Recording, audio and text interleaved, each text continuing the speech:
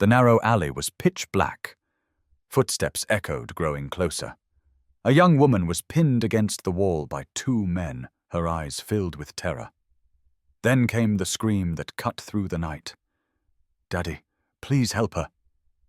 From the shadows, a man in simple work clothes emerged, carrying nothing but his late wife's broken compass.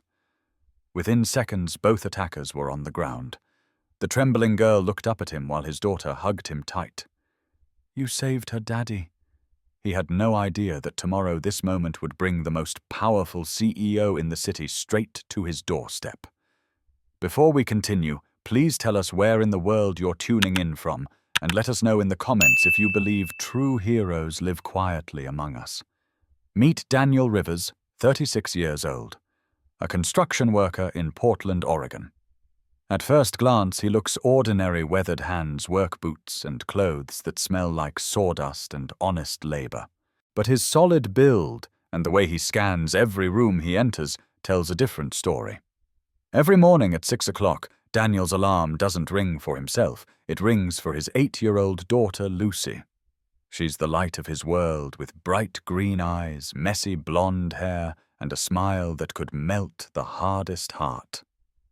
"Daddy, look what I drew." Lucy runs to him this particular Thursday morning, holding up a colorful picture of a man wearing a cape, standing tall against dark shadows. "It's you, my superhero, Daddy." Daniel chuckles, kneeling down to her level, his knees creaking slightly from years of physical work. "I'm just a regular dad." "Sweetheart, no way. Regular dads can't fix everything like you do. Regular dads don't make the scary monsters go away with just a hug." If only she knew the truth. 3 years ago, Daniel's world collapsed in a single phone call. Rebecca, his wife, died in a car accident on Highway 26 during an ice storm. One moment he was serving overseas as part of an elite military security team, the next he was booking emergency leave to come home to a funeral and a confused little girl who kept asking when Mommy was coming back. The day he got that call, Daniel made a choice that haunts him every night. He came home, he quit the military, he gave up everything he'd trained for, 15 years of specialized security work to raise Lucy alone. In his pocket, he always carries Rebecca's broken compass. She gave it to him the day before their wedding for luck, she'd said, with that bright smile that first captured his heart. The needle spins wildly now, unable to find true north. But Daniel can't let it go. It's all he has left of the woman who taught him that some things are worth more than duty, more than career, more than anything except love itself. Now his days are simple, predictable, safe. Work the night shift at construction sites around the city. Come home at dawn, make Lucy breakfast, usually pancakes, because she claims his are magic. Walk her to Woodstock Elementary School, where she lights up everyone's day with her infectious enthusiasm. Sleep for a few hours on the couch while she's in class. Pick her up at 3:30, help with homework at their small kitchen table. Read bedtime stories about brave knights and kind dragons. Repeat. It's not the life he planned, but it's the life Lucy needs. "Can I see your picture again?" Daniel asks, accepting the drawing with the reverence of a museum curator, handling priceless art. Lucy beams. "See how you're protecting the princess?" "That's what you do, Daddy. You protect people." The irony isn't lost on him. Once he'd protected ambassadors and politicians, CEOs and their families, people whose names appeared in newspapers and whose lives shaped policy. Now he protects one little girl whose biggest worry is whether her friend Madison will share her cookies at lunch. He wouldn't trade it for anything. "Come on, superhero girl," Daniel says, ruffling her hair. "Let's get you ready for school." Mrs. Patterson doesn't like it when her students are late. "Are you coming to the fall festival this weekend?" Lucy asks, hopping from foot to foot while Daniel helps her into her jacket. "Wouldn't miss it. Though I'm warning you now, I'm going to embarrass you at the ring toss." "Daddy, you're really good at the ring toss. You hit the target every time." Daniel pauses, his hand stilling on her jacket zipper. She's right, of course. His accuracy isn't luck or practice from carnival games, it's muscle memory from years of training precision, ingrained so deeply it becomes instinct. But Lucy doesn't need to know that her father's lucky throws come from calculating wind resistance and target distance in milliseconds. Just good at aiming, I guess, he says simply. As they walk the 6 blocks to her school, Daniel does what he always does. Maps every corner, every alley, every potential exit. Notes which cars are parked, where, which windows have clear sight lines, which buildings offer cover. Lucy skips beside him, chattering about her upcoming spelling test, completely unaware that her father is running threat assessments on their quiet neighborhood. Old habits die hard. The question is whether dying hard means dying completely or just waiting underground until the moment comes when they're needed again. Bye, Daddy. Lucy gives him a fierce hug before running toward the school's front doors. Love you to the moon and back. Love you to the moon and back, sweetheart. Daniel watches until she disappears inside, then makes his way home through streets that most people find perfectly safe. He sees potential danger in every shadow, hears threat in every unexpected sound, feels the weight of Rebecca's broken compass against his chest like a reminder that sometimes, no matter how well you prepare, you can't protect the people you love from everything. But you have to keep trying. That's what being a hero really means, not the cape and superpowers Lucy draws in her pictures, but showing up every day for the people who depend on you, even when the world feels too big and too dangerous and too unpredictable to navigate safely. Especially then. Thursday evening arrived with the kind of Pacific Northwest rain that turns streets into rivers and makes smart people stay indoors. Daniel finished his shift at the Morrison Bridge construction site 2 hours early. The foreman sent everyone home when the downpour made the work too dangerous to continue. He didn't mind. Early dismissal meant picking up Lucy from after-school care before she had to wait with the last few stragglers pressing their faces against windows and hoping their parents hadn't forgotten them. Daddy Lucy practically launched herself into his arms when he appeared in the doorway of Roosevelt Elementary's multi-purpose room where a tired-looking teenager was supervising the remaining children. You're early? Did you bring an umbrella? Course, I did, sunshine. Can't have you getting soaked. Actually. Lucy's eyes lit up with that particular mischief that meant she was about to propose something that would test his patience. Since it's raining really hard and rain makes everything cold, doesn't that mean we should get something warm to balance it out? Daniel raised an eyebrow, familiar with his daughter's negotiating tactics. Something warm, like what ice cream? Ice cream when it's 45 degrees and pouring rain, ice cream that we eat inside, somewhere warm, while we watch the rain through windows. Like an adventure, Daniel couldn't help smiling. Lucy had inherited Rebecca's ability to find magic in ordinary moments, to turn any situation into a story worth telling. How about hot chocolate instead? There's a new coffee shop on Burnside that just opened. Deal. But only if you tell me another story about the brave knights. Deal. They bundled up against the weather Lucy in her bright yellow raincoat that made her look like a tiny lighthouse beacon. Daniel in his worn Carhartt jacket that had seen him through countless Oregon winters. The rain drummed against the umbrella with the persistence of a jazz musician working out a complex rhythm. Lucy chattered as they walked, her voice bright against the grey afternoon. Emma Chen brought her hamster to show and tell today, and it escaped, and Mrs. Patterson screamed, and Tommy Morrison tried to catch it with his lunchbox, and it ran under the piano, and Mr. Williams, the janitor, had to move the whole piano just to get one tiny hamster. Sounds like chaos. It was the best day ever. Do you think we could get a hamster? Let's master keeping goldfish alive first. The storm was getting worse. What had started as heavy rain was becoming something more serious. Streets flooded storm drains, overwhelmed visibility, dropping to dangerous levels. Most people had retreated indoors, leaving the sidewalks empty, except for the occasional car crawling through intersections, with hazard lights blinking.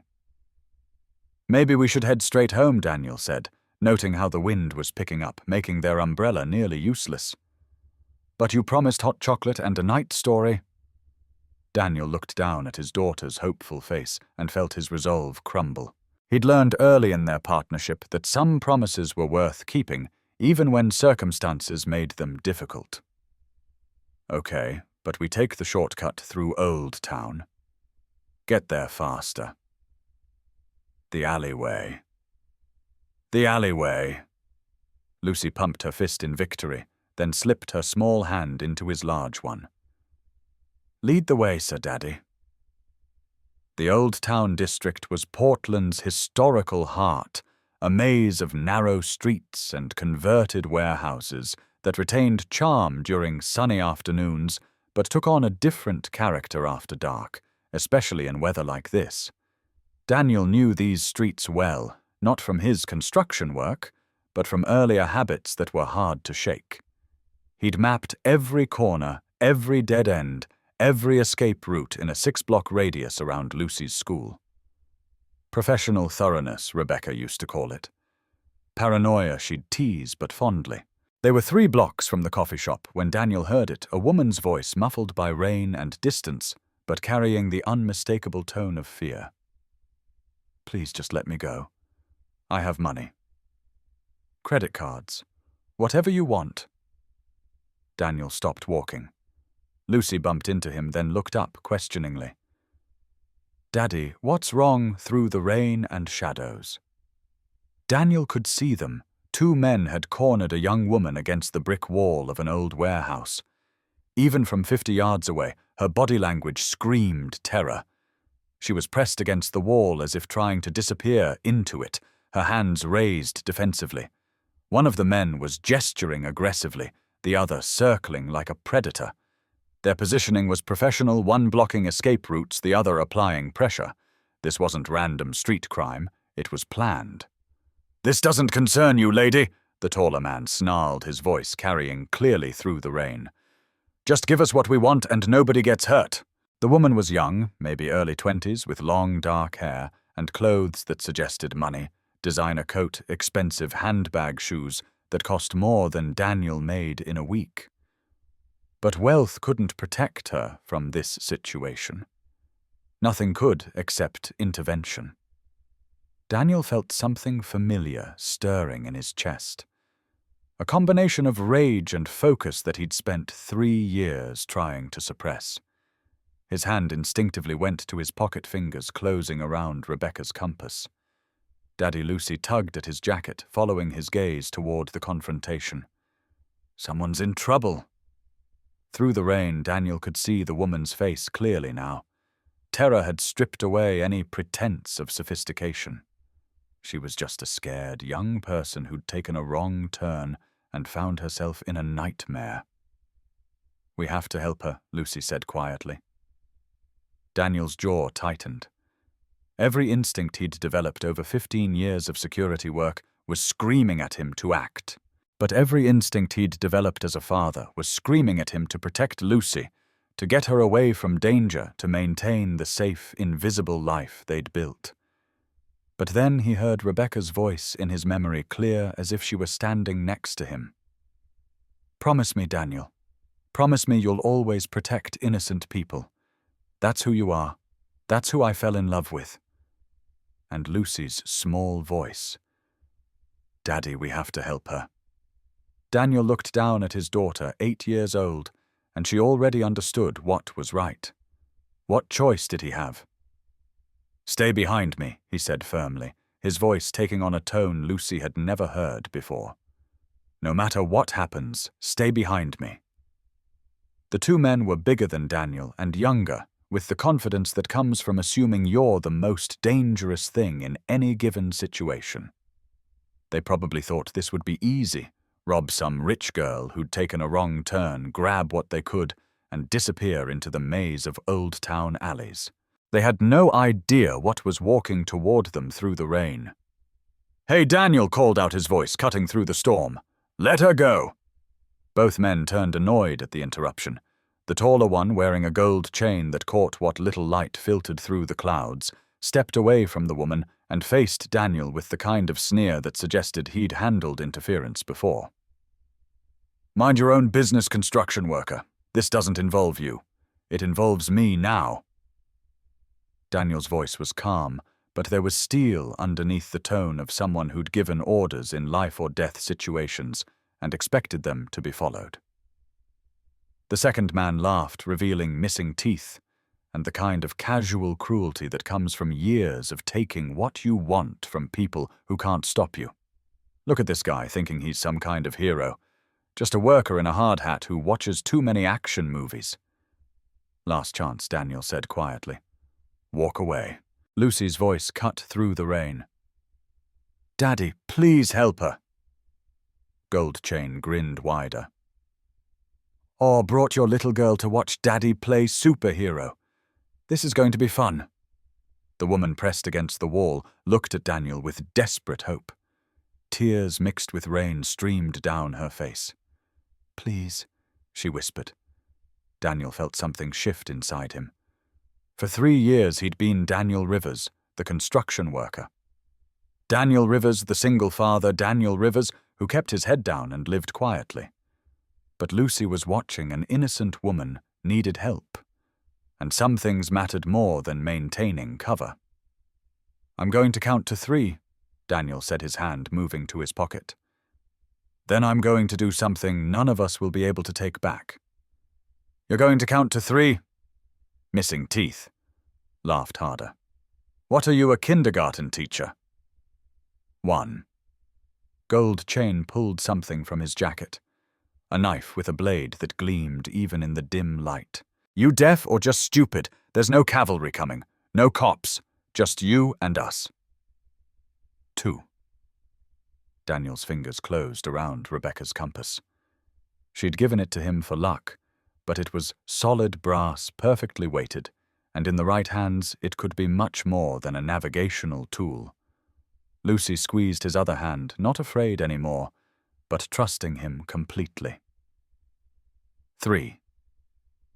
What happened next lasted maybe 10 seconds, but those 10 seconds revealed 15 years of training muscle memory, developed through countless hours of practice and the protective instinct of a father who would do anything to keep his daughter safe.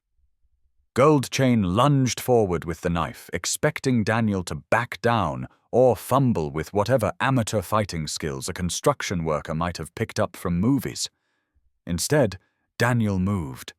His hand emerged from his pocket in one fluid motion, Rebecca's compass striking the pressure point at the base of Gold Chain's neck with surgical precision.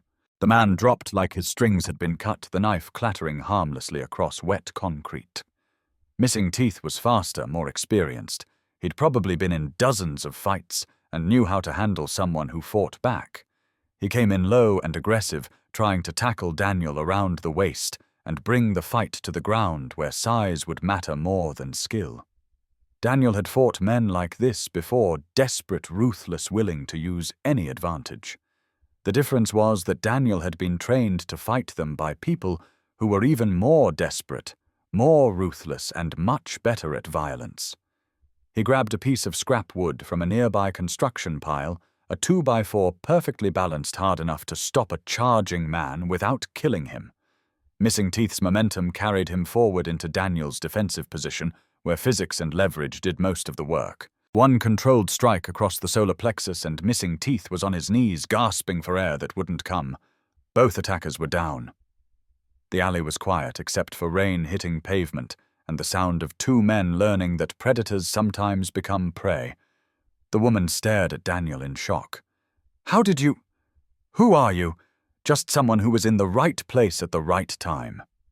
"Are you hurt?" "I'm fine." "Thank you. Thank you so much." She was shaking, relief washing over her like the rain. But the moment was broken by footsteps and voices. People were coming, drawn by the noise. In the distance, Daniel could hear someone shouting, see phone lights bobbing through the darkness. "Holy crap!" a young voice called out. "Some construction guy just took down 2 dudes. Did you get that on video?" "Already uploading it. This is going to be everywhere. More phones appeared, cameras recording social media algorithms, already calculating how fast this content would spread. Daniel felt his carefully constructed invisible life evaporating in real time. "Daddy, you did it. You saved her." Lucy hugged his leg, pure pride radiating from her small body. But Daniel wasn't feeling proud. He felt exposed, vulnerable, like a target that had just lit itself up for anyone watching. For 3 years he'd managed to stay off Radar's live, quietly protect Lucy through anonymity.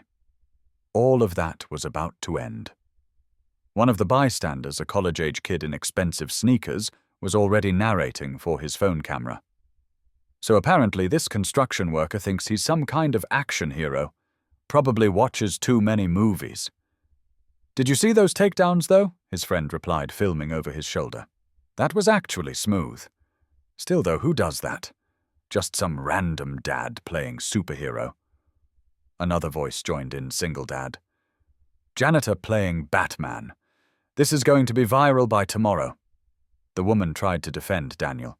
"He saved my life. Those men were going to hurt me." Yeah, we get it." Gold, Chain interrupted, getting back on his feet. "Hero of the day, whatever." He pointed directly at Daniel, eyes full of anger. "This isn't over construction, boy. We know this neighborhood.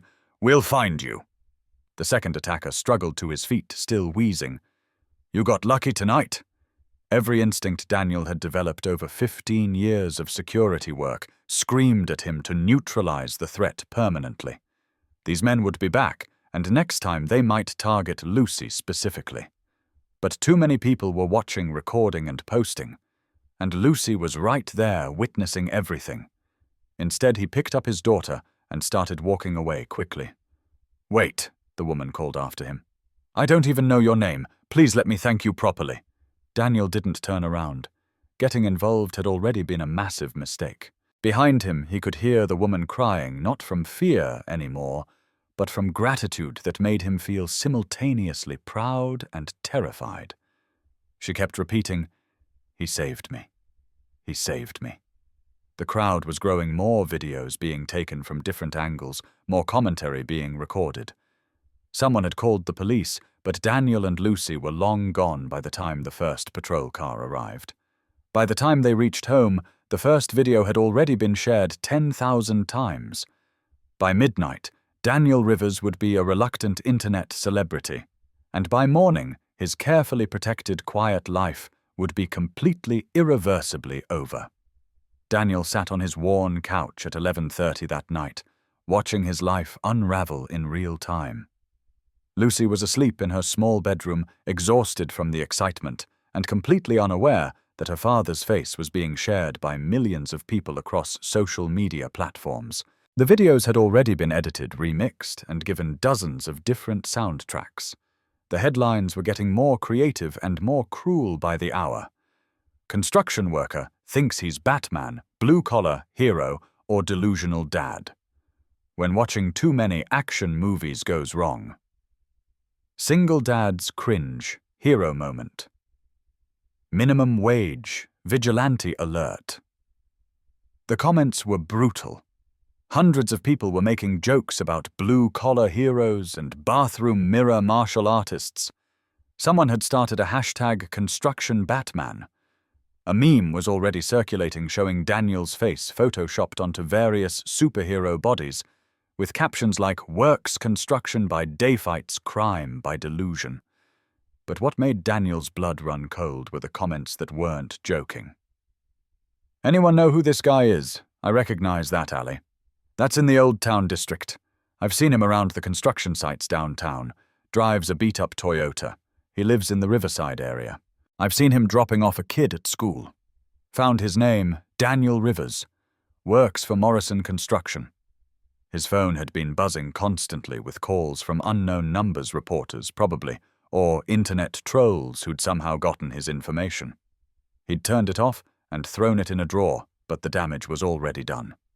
For 3 years, Daniel had managed to live invisibly. He'd chosen construction work specifically because It was the kind of job where nobody looked too closely, where you could blend into a crew and go home without anyone asking questions about your background or skill set. Now his face was on every platform, and people were digging into his life with the thoroughness of amateur investigators who thought they'd uncovered something interesting. Daniel pulled Rebecca's compass from his pocket, running his thumb over the engraving he'd never noticed before. A small eagle with spread wings so tiny it was barely visible unless you knew exactly where to look. "What am I supposed to do now?" he whispered to the empty room. The worst part was knowing this was just the beginning.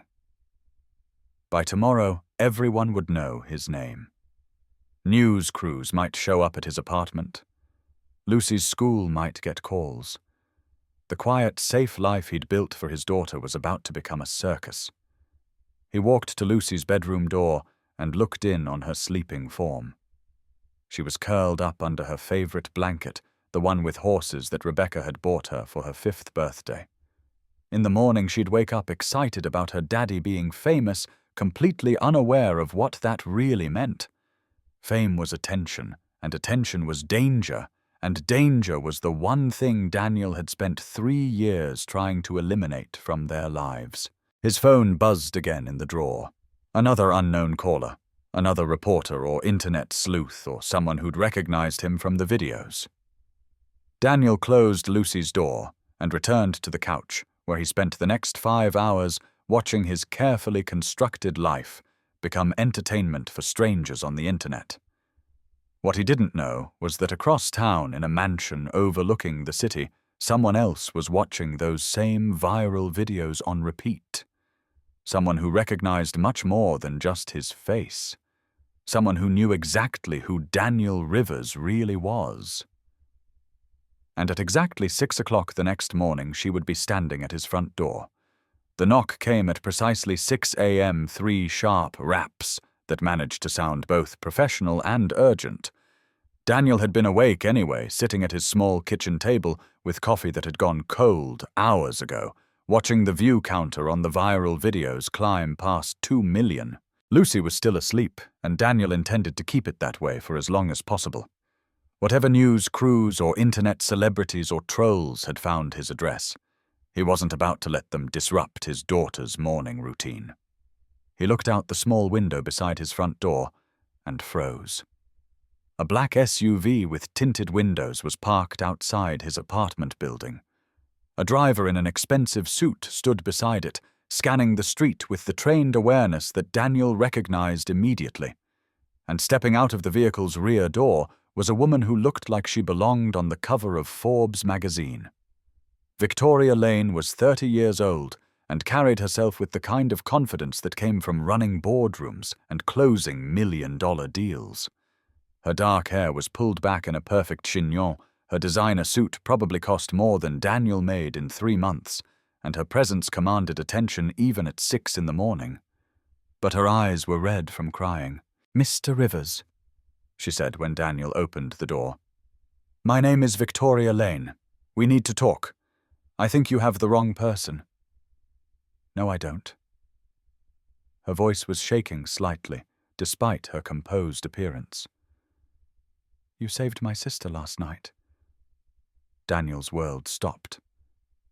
"Sister? That woman in the alley. She's my baby sister Emma. She's 23, fresh out of college." Victoria's careful composure cracked slightly. She was walking back from dinner when those men... She couldn't finish the sentence. Daddy Lucy appeared in the hallway, rubbing her eyes and wearing pajamas covered with cartoon unicorns. "Who's the pretty lady?" Victoria looked down at Lucy, and something in her expression softened immediately. "You must be Lucy. Your daddy is a hero." "I know," Lucy said proudly. "I told him he's a superhero, but he says he's just regular." Victoria's laugh was hollow. "Regular, Mr. Rivers, nothing about you is regular." "Ma'am, I appreciate you coming, but—" "You didn't just save her life," Victoria interrupted. "You saved my family. Emma is all I have left.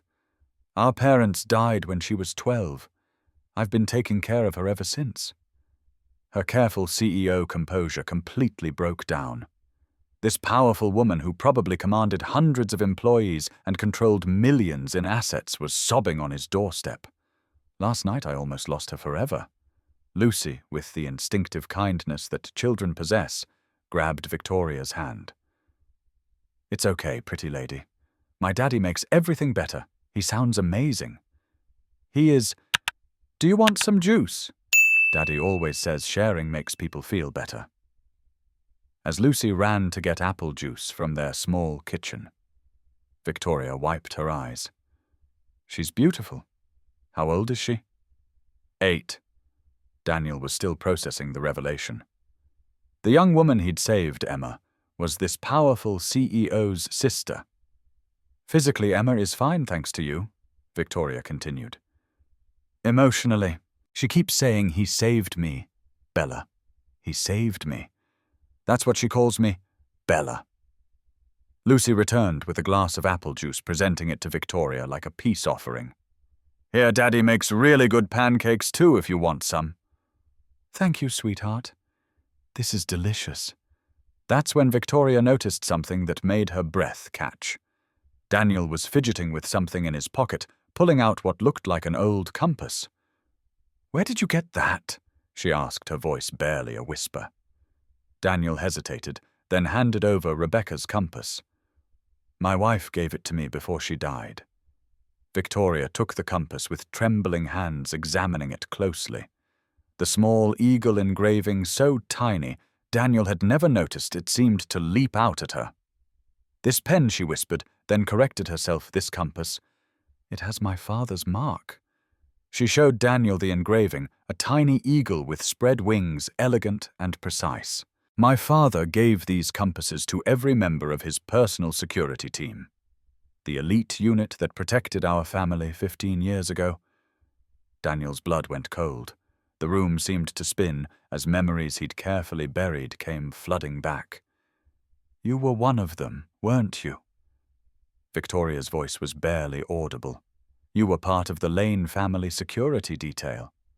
The memories hit him like a physical blow. Victoria at 15, always reading while her father conducted business meetings. Little Emma, at 8 years old, constantly getting into trouble and making everyone laugh. The mansion overlooking the city. The responsibility of protecting 2 girls who had already lost so much. All this time, Victoria breathed, looking around the tiny apartment. Worn furniture, children's drawings on the refrigerator, the simple life he'd built. "You were here living like a normal person." "Because that's what I am now," Daniel said firmly. "Just a dad." "You're not just a dad," Victoria said softly. "You're the man who used to take bullets for my family. You taught me how to throw a punch when I was 16. You carried Emma to the hospital when she broke her arm." Lucy looked confused. "Daddy, you knew the pretty lady when she was little?" Daniel knelt to Lucy's level. "A long time ago, sweetheart. Before you were born, I used to work for Victoria's family. Was she nice then too?" "She was..." Daniel smiled, remembering the serious teenager who'd always had her nose in a book, who'd asked him endless questions about military history and tactical planning. She was very smart, always asking questions. Victoria was trembling now, years of carefully controlled emotion threatening to spill over. "My father always wondered what happened to his best man. Daniel Rivers, the soldier who could have stayed for life, but chose love instead." She paused, looking directly at him. "He always said you were the only one he trusted completely. The only one who never wanted anything except to keep us safe." Daniel stood slowly, feeling the weight of 15 years pressing down on him. "That was another life, Mrs. Lane." "I'm different now." "Are you?" Victoria challenged. "Because last night when my sister was in danger, you did exactly what you used to do. You protected an innocent person. You put yourself at risk for a stranger." She stepped closer, and Daniel could see the little girl she used to be hiding behind the powerful woman she'd become. "Some things never change, Daniel." Heroes don't stop being heroes just because they change uniforms. Emily clapped her hands. See, Daddy, I told you you're a superhero. Daniel looked at his daughter, then at Victoria, then at Rebecca's compass in his hand. Everything was about to change. The question was whether he was ready for what came next. Victoria's hands shook as she held Rebecca's compass, memories flooding back with the force of a dam breaking. I remember you now. Really remember you. Daniel felt 15 years of carefully constructed normalcy crumbling around him. The woman standing in his modest apartment wasn't just Emma's sister or a powerful CEO. She was the serious 16-year-old who'd asked him to teach her self-defense because she was tired of feeling helpless. You taught me how to throw a proper punch. Victoria continued, her voice soft with memory. Behind the pool house when Father was in meetings. You said every woman should know how to protect herself. You had good instincts, Daniel admitted. Quick learner. And Emma, Victoria's voice broke slightly. She was always getting into trouble. Climbing trees, exploring places she shouldn't go. You carried her to the hospital twice, once for the broken arm, once when she ate those poisonous berries from the garden. Lucy had been listening with wide eyes. Daddy, you saved Emma before too. Different kind of saving, Daniel said quietly. I just did my job. It was never just a job, Victoria protested. You remember my 18th birthday party? All those important people, politicians, business leaders. And some man tried to get too friendly with me in the garden. You appeared out of nowhere and made him leave without causing a scene or embarrassing anyone. Daniel did remember. The man had been a senator's son, drunk and entitled, thinking political connections meant consequences didn't apply to him. Daniel had simply appeared beside them, asked the young man if he needed help finding the restroom, and somehow the problem had resolved itself, without incident. Father never knew about that, Victoria continued. You protected me even from things that would have worried him unnecessarily. That's what you do for family, Daniel said automatically, then realized what he'd said. Family, Victoria repeated. You always treated us like family, not just an assignment. She walked to the window, looking out at the street where people were starting their normal Friday routines, walking dogs, heading to work, living ordinary lives. The day you left, Emma cried for hours. She was 10, then old enough to understand that her favorite person was going away. I had to leave, Daniel said quietly, pulling Lucy onto his lap. I met someone. Rebecca. Victoria turned back to face him. Father had you investigated, you know. Not maliciously, he just wanted to make sure you were happy. When he found out you'd gotten married, started a family. She smiled through tears. He was proud, said his best man deserved love. He investigated me only because he cared. You just disappeared one day. Left a letter saying, personal reasons, thank you for the opportunity, best wishes. Father was hurt that you didn't feel comfortable explaining. Daniel felt a stab of guilt. He'd been young, impulsive, head over heels in love with Rebecca and desperate to start a normal life with her. Leaving the Lane family had felt like escaping from the pressure, from the constant vigilance, from the weight of protecting people whose lives were always under threat. I'm sorry, he said. I should have explained better. Why didn't you, Victoria asked? Father would have understood. He might have even helped you transition to something else within the security field. Daniel looked down at Lucy, who was playing with her hands and listening to every word. How could he explain that he'd wanted to run as far as possible from a world where violence was always lurking around corners, that he'd wanted Lucy to grow up somewhere safe, somewhere normal, somewhere she'd never have to worry about threats against her father's life? I wanted out completely, he said finally. I wanted a quiet life, a safe life. And instead you ended up working construction night shifts to support your daughter alone. Victoria's voice held no judgment, just sadness. Daniel, you could have come to us when Rebecca died. Father would have helped. The company would have. I didn't want help. Daniel interrupted more sharply than he intended. I wanted to handle it myself, by struggling financially, by working yourself to exhaustion, by hiding who you really are. Lucy spoke up for the first time in several minutes. Daddy, why are you sad? The pretty lady isn't trying to be mean. Daniel hugged his daughter close. I'm not sad, sweetheart. Just remembering. Victoria knelt down beside Lucy's chair. Your daddy is the bravest person I've ever known. When I was your age, he kept me safe from scary things. And now he keeps you safe. He's the best daddy in the world, Lucy said matter-of-factly. He makes pancakes and reads stories and fixes everything that's broken. Everything except compasses, Daniel said with a sad smile, holding up Rebecca's broken compass. Maybe it's not really broken, Victoria said softly. Maybe it just needs the right moment to find its purpose again. She stood and walked back to the window, her CEO composure returning as she processed the situation. The entire internet is talking about you now. Your face is everywhere. I know. There are news crews setting up outside Emma's apartment building, reporters calling the hospital where we took her last night. Our family name is trending on social media for the first time since Father died. Daniel felt the walls closing in.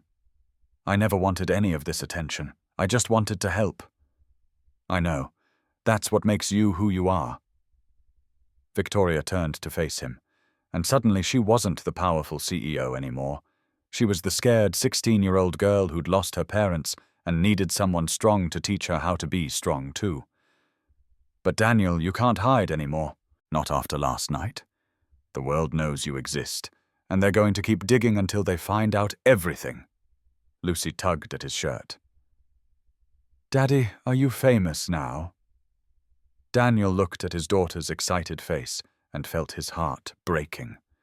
Fame wasn't an adventure or a game. It was exposure, vulnerability, the end of the quiet safety he'd built for them both. A little bit, sweetheart. That's so cool. Wait until I tell Madison that my daddy is famous for being a superhero. Victoria! And Daniel exchanged glances over Lucy's head. How do you explain to an 8-year-old that sometimes being a hero just means becoming a target? Mrs. Lane, Daniel started. Victoria, after everything we've been through, I think you can call me Victoria. Victoria. I appreciate you coming here, but Lucy and we need to figure out what comes next. I have a suggestion about that, Victoria said carefully. But first, I need you to know something. Emma is alive because of you. My family is intact because of you. Whatever you need, whatever you want, it's yours. I don't want anything except to keep Lucy safe. Then let me help you do that. Victoria pulled a business card from her purse and set it on the table. Lane Industries has been looking for a new head of security. Someone we can trust completely. Someone who understands that protecting people isn't just a job. It's a calling. Daniel stared at the card without touching it. I can't. Lucy needs me to be her father, not a bodyguard. The job comes with flexible hours, full benefits, and a salary that would let you move Lucy to a better neighborhood, better schools, a house with a yard where she can play safely. Through the window they could hear car doors slamming. More vehicles were arriving outside, and Victoria added quietly, it comes with the kind of security protocols that would make it very difficult for anyone to use your daughter against you. Daniel's blood chilled. What does that mean? It means that viral video made you visible to more than just reporters and internet trolls. There are people in this world who would love to find the man who embarrassed them in an alley last night. As if summoned by her words, Daniel's phone rang in the drawer where he'd hidden it. The sound was sharp and intrusive in the quiet apartment. Lucy looked excited. "Daddy, your phone! Maybe it's someone calling to say you're a real superhero." Victoria and Daniel both knew it probably wasn't anyone that harmless. "Let me help you," Victoria said urgently. "Let me give you back some of the protection you've given my family." Outside, they could hear voices getting closer. Reporters, probably. Or worse. Daniel looked at his daughter, safe and happy in her innocent world, then at Victoria, who represented everything he'd tried to leave behind. The choice was becoming clear: stay exposed and vulnerable, or step back into a world where protection came with a price. Rebecca's compass felt heavy in his pocket, its broken needle still spinning wildly, still searching for true north. Maybe it was time to stop running from the direction it was trying to point. By noon, everything had changed. Victoria Lane stood behind the polished podium in Lane Industries' main conference room, facing a packed crowd of reporters, cameras, and lights that had been hastily assembled after she'd called an emergency press conference. Her public relations team had worked frantically to arrange everything, but Victoria had insisted on controlling the narrative herself. Yesterday she began her voice, steady and strong, despite the emotion underneath the internet, mocked a man they called a construction worker hero. "Today I'm here to tell you who he really is." The room fell silent except for the clicking of camera shutters and the soft whir of recording equipment. Daniel Rivers is a decorated military veteran with 15 years of specialized security experience. He once served as part of the elite protection detail for my family's company. He's a man who gave up a prestigious career to raise his daughter alone after his wife's tragic death in a car accident. She paused, letting that information settle over the crowd before continuing. "The woman he saved in that alley, the woman whose life he risked everything to protect, is my sister Emma, my only remaining family. And if it wasn't for Daniel Rivers' courage training and selfless instinct to help a stranger in danger, I would have lost her forever." The questions came fast and furious, Mrs. Lane. "Are you saying he worked directly for your family? Can you tell us more about his military background? Is it true he's been working construction despite his security training? What can you tell us about the circumstances of his wife's death?" Victoria held up her hand for silence, and the room immediately complied. "Daniel Rivers represents everything that's right with this world." While others walked by, he stepped up. While others pulled out phones to record videos for social media likes, he risked his life to save a stranger. She looked directly into the CNN camera, knowing this would be broadcast nationwide within hours. "Our family and our company owes him a debt we can never repay. More than that, this city owes him recognition for what he truly is: a guardian, a protector, and a hero in every sense of the word." The internet response was immediate and overwhelming. The same platforms that had spent the morning mocking construction Batman suddenly shifted tone completely. New headlines began appearing. "CEO reveals hero's true identity.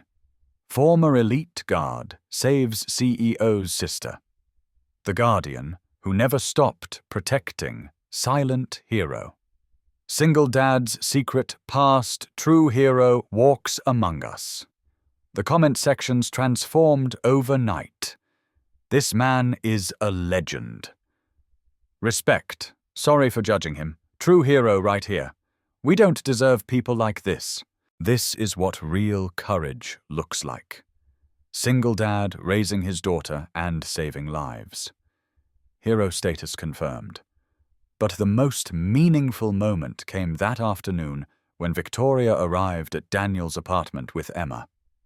Emma Lane was small and delicate, with the same dark hair as her sister, but a softer, more vulnerable presence. She'd spent the morning being examined by doctors, giving police statements and processing the trauma of what could have happened to her. When she saw Daniel, her carefully maintained composure finally cracked. "It's you," she whispered, walking toward him like she couldn't quite believe he was real. "It's really you." Lucy bounded into the room carrying a piece of paper. Look what I drew. She held up a colorful picture of a man with a cape standing protectively in front of a woman, shielding her from dark shadows. It's you, Daddy, saving the pretty lady. Emma looked at the drawing and started crying, not from fear or trauma this time, but from pure gratitude and the overwhelming relief of being alive. Hi, Lucy, Emma said, kneeling down to the 8-year-old's level. Your daddy is the bravest person I've ever met. I know he's my superhero. Do you want to see more drawings? I have one of him fighting dragons. As Lucy led Emma away to show off her artwork, Victoria turned to Daniel. The whole city is talking about you now, but in the right way. Daniel shook his head. I never wanted any of this attention. I know. But sometimes heroes don't get to choose when the spotlight finds them. She looked toward the corner where Lucy and Emma were now giggling over crayons and colored paper. You gave me my sister back. You gave Lucy a father who shows her what real courage looks like. And you gave this city something it desperately needed. What's that? Victoria smiled, and for the first time since he'd known her, it reached her eyes completely. Hope. Proof that good people still exist. That heroes walk among us even when we don't recognize them. Outside, Daniel could hear people talking as they passed by his apartment building. For the first time in years, they were saying his name with respect instead of pity or indifference. The community has spoken, Victoria continued. The truth is out. You're not just a construction worker anymore, Daniel. You're a guardian, a protector, a hero. And deep down, I think you always knew that.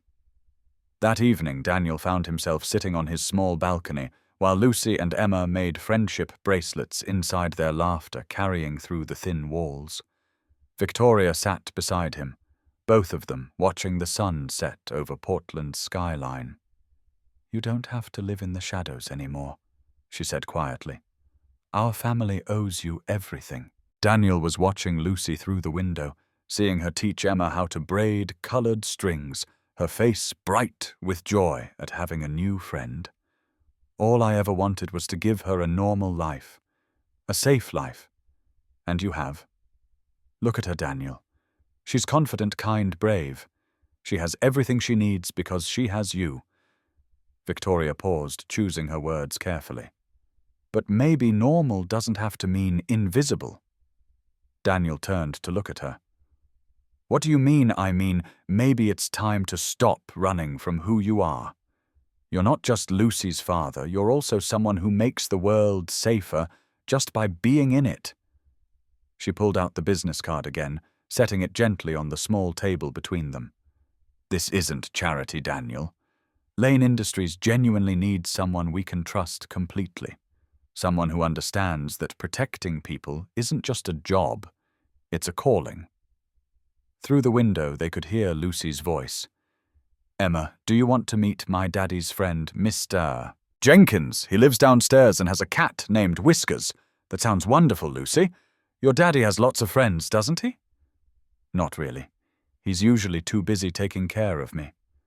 But that's okay, because I'm his best friend. Victoria smiled. She adores you.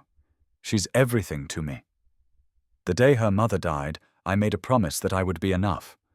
I would be her whole world if I had to be. You kept that promise. But Daniel, you don't have to be her whole world anymore. Look in there, she's already making new friends. She wants to share you with the world. Daniel was quiet for a long moment, feeling Rebecca's compass in his pocket. The compass, he said finally. I kept it because it reminded me of Sarah, but also because it reminded me of who I used to be. He pulled it out, watching the broken needle spin aimlessly in the fading light. Maybe it's not broken. Maybe it just needed the right moment to matter again. Victoria watched him carefully. And maybe the man who carries it just needed the right moment to remember that some things are too important to leave to chance. Inside, Lucy called out, Daddy, come see what we made. Daniel pocketed the compass and opened the door. Coming, sweetheart. As he disappeared inside, Victoria whispered to herself, Welcome back, Guardian. The broken compass had found its purpose again, and so had the man who carried it. For the first time in 3 years, Daniel Rivers was exactly where he belonged. 3 weeks after the press conference, Victoria Lane found herself doing something she'd never done before. Sitting on the floor of a modest apartment, helping an 8-year-old girl with her math homework, while pancake batter somehow ended up in her hair. "No, no, no," Lucy giggled, watching Victoria attempt to flip a pancake. "You have to wait until it bubbles, then flip it fast." The pancake in question resembled modern art more than breakfast food, and Victoria was beginning to understand why her corporate board meetings suddenly seemed simple by comparison. "Maybe I should stick to reading quarterly reports," Victoria said, laughing as she scraped the burned remains into the trash. "Daddy says cooking is like building something," Emma offered from her perch at the small kitchen table. "You have to follow the steps in order, or the whole thing falls down." "Your daddy is very wise," Victoria replied, glancing toward the living room, where Daniel was on a work call with her security team, his voice low and professional as he reviewed protocols for the company's upcoming investor meeting. It had started innocently enough. Victoria had offered Daniel the head of security position, and after several long conversations about Lucy's school schedules and his concerns about returning to a world he'd deliberately left behind, he'd accepted. But with conditions, flexible hours that worked around Lucy's schedule, the ability to work from home when needed, and absolute privacy protection for his daughter. Victoria had agreed to everything immediately. What she hadn't expected was how naturally Emma would bond with Lucy, or how seamlessly the four of them would begin functioning as a unit. Emma, still processing the trauma of her attack, found comfort in Lucy's uncomplicated friendship and Daniel's steady protective presence. Lucy, who'd spent 3 years with only her father for family, bloomed under the attention of 2 women who clearly adored her. And Victoria was falling in love with a life she'd never imagined wanting. "Miss Victoria," Lucy said, tugging at her sleeve, "can you help me with this word problem? It's about a farmer who has chickens and cows." Victoria set down the spatula and knelt beside Lucy's chair, reading over the math worksheet. "Let's see.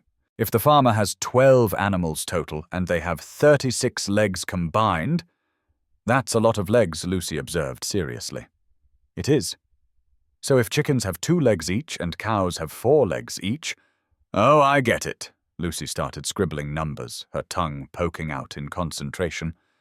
Daniel appeared in the kitchen doorway, having finished his call. He stopped and stared at the scene before him. Victoria, in jeans and a simple sweater, instead of her usual power suits, sitting cross-legged on the floor next to his daughter, both of them covered in flour and completely absorbed in a math problem. "How's the homework going?" he asked. "Miss Victoria is really good at math, but terrible at pancakes," Lucy announced. "But that's okay because you can't be good at everything." "Very wise philosophy," Daniel agreed, trying not to smile at Victoria's mortified expression. "I run a multi-million-dollar company," Victoria said defensively. "I should be able to handle pancake batter. Different skill sets."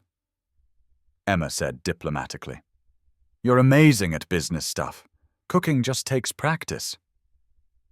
Daniel stepped into the kitchen and smoothly took over the pancake situation, his movements efficient and practiced. Within minutes, perfect golden pancakes were stacking up on a plate. "Show off," Victoria muttered, but she was smiling. 3 years of single dad experience?" Daniel replied. "You learn to multitask or you starve." Victoria watched him work the easy confidence in the kitchen, the way he automatically checked that Lucy had finished her math, before offering her a pancake, the gentle manner in which he asked Emma if she wanted syrup or just butter.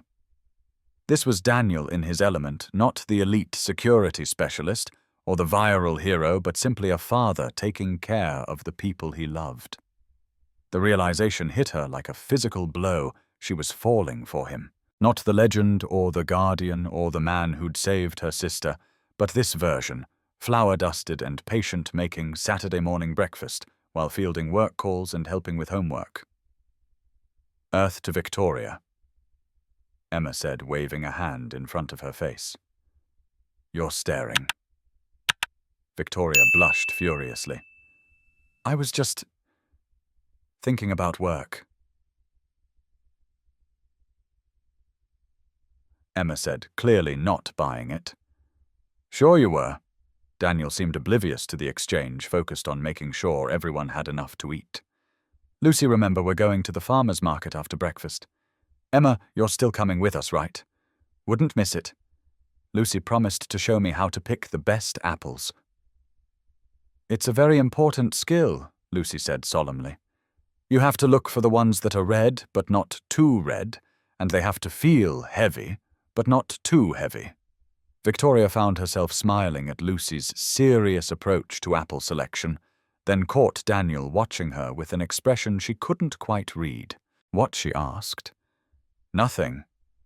Just, you look different when you smile like that. Different how younger, happier.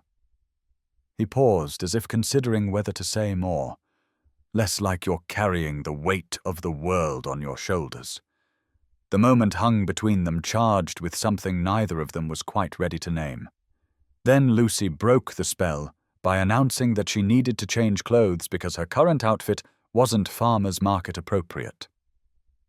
As Lucy ran off to her room and Emma followed to help her choose something suitable, Victoria and Daniel found themselves alone in the kitchen for the first time all morning. Thank you, Victoria said quietly. For what? For letting us be part of this. Your Saturday mornings, your family routines. I know it can't be easy having strangers interrupt your life. Daniel turned to face her fully.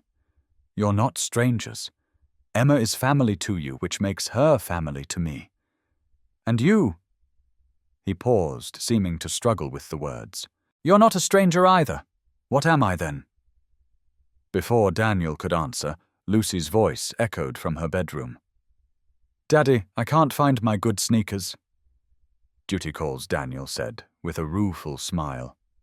But Victoria, we should probably finish that conversation sometime. As he went to help Lucy with her shoe crisis, Victoria remained in the kitchen, her heart racing and her carefully controlled world tilting on its axis. She was Victoria Lane, CEO of Lane Industries, one of the most powerful women in the city. She didn't fall for single fathers who made perfect pancakes and treated her like she was just a person instead of a corporate entity. Except, apparently, she did. 2 weeks later, Victoria found herself in the produce section of the neighborhood grocery store at 7 o'clock on a Sunday evening, wearing jeans and a baseball cap, hoping no one from her board of directors would recognize her. It was Emma's idea, actually. You need to experience normal people grocery shopping, she'd declared. Not having your assistant order everything online, or eating at expensive restaurants all the time.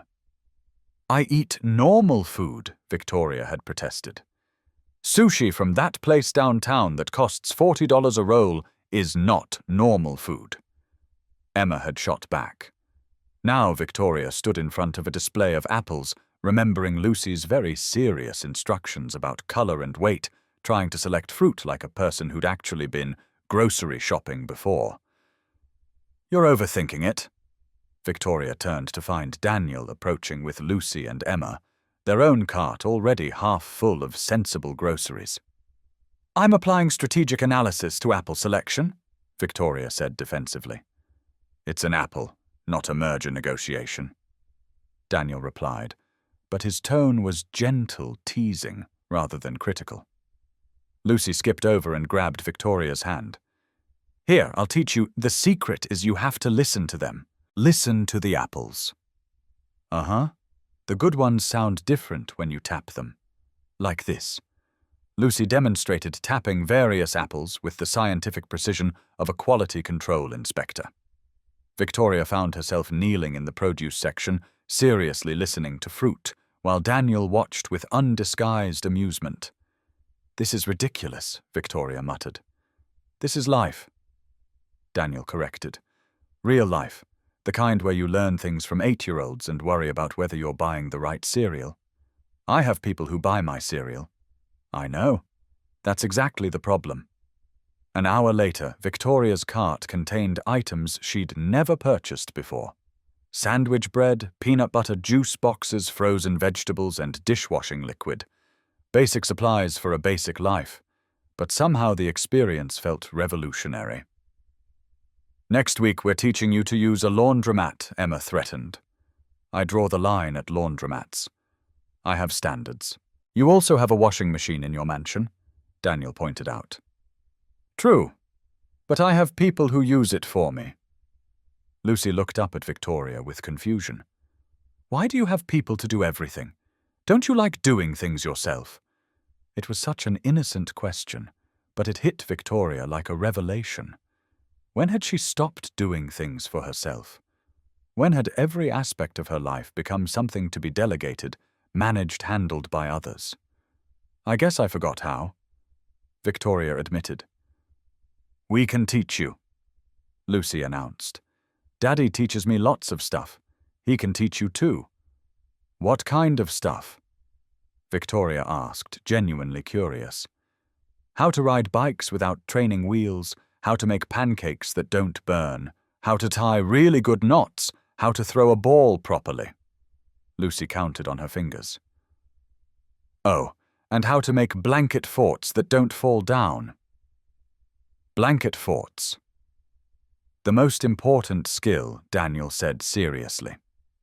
Essential for rainy Sundays. I've never made a blanket fort. Lucy gasped like Victoria had just admitted to never breathing air. Daddy, we have to fix this right now, emergency blanket fort construction. Emma agreed. This is a crisis. An hour later, Victoria found herself crawling around Daniel's living room, helping Lucy and Emma drape sheets over chairs and secure corners with heavy books. Daniel supervised from the couch, offering engineering advice and trying not to laugh at Victoria's intense focus on structural integrity. It has to be stable enough for all of us to fit inside, Lucy explained. And it needs windows for looking out, but not so many that it falls down. Victoria approached the project with the same methodical precision she applied to business deals, measuring angles and testing support points until Lucy finally grabbed her hand. Miss Victoria, you're making it too complicated. Sometimes you just have to try things and see what happens. But what if it falls down? Then we build it again. That's the fun part. Victoria looked at Lucy, 8 years old and fearless, willing to try anything because failure just meant you got to try again, and felt something shift inside her chest. Okay, Victoria said. Let's just see what happens. The fort that emerged was architecturally questionable, but surprisingly cozy.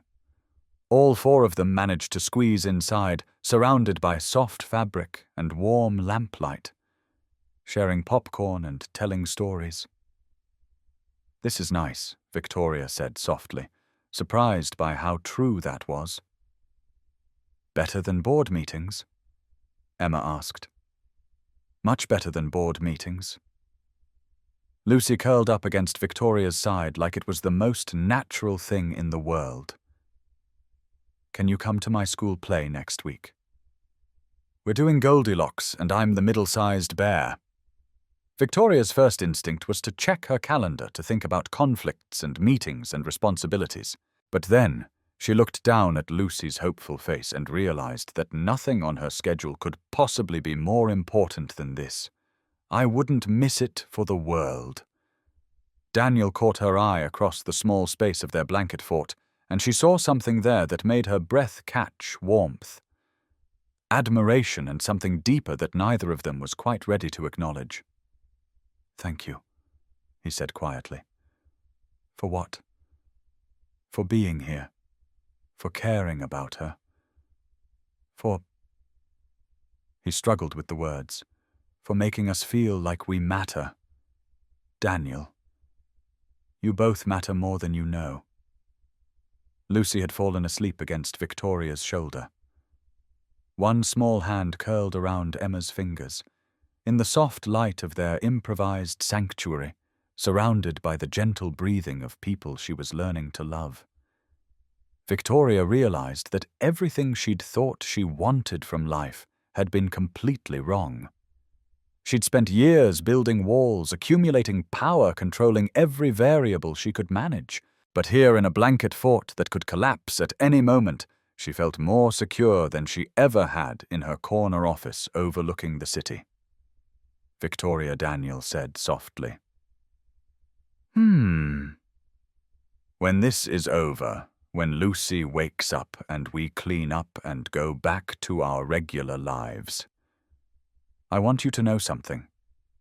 What's that? You're not just my boss, and this isn't just about work.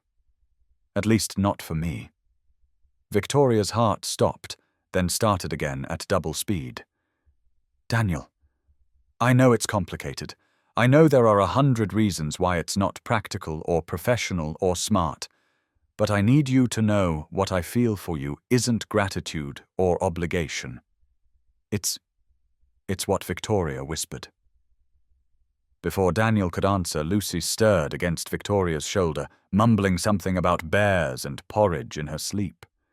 The moment passed, but the words hung in the air between them, changing everything and nothing all at once.